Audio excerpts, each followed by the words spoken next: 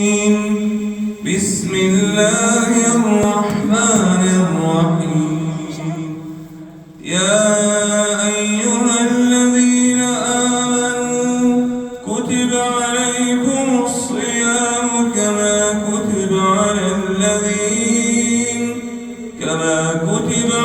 الذين من قبلكم لعلكم تتقون. أياما معدودات،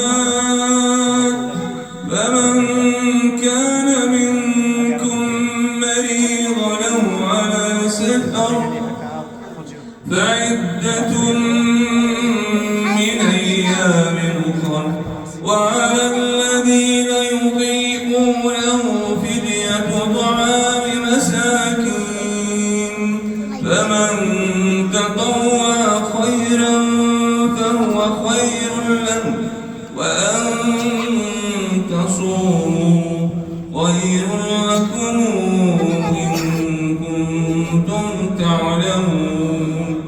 شهر رمضان الذي أنزل فيه القرآن هدى للناس وبينات من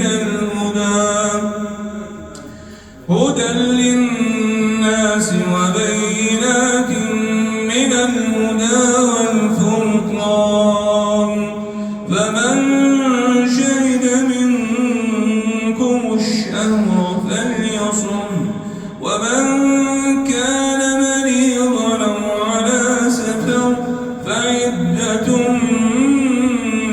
من أيام أخر، يريد الله بكم اليسر ولا يريد بكم العسر، ولتكملوا العدة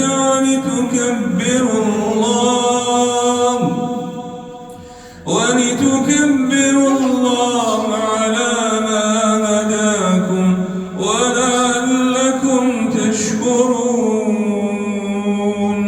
وإذا سألك عبادي عني فإني قريب أجيب دعوة الداعي إذا دعان، فليستجيبوا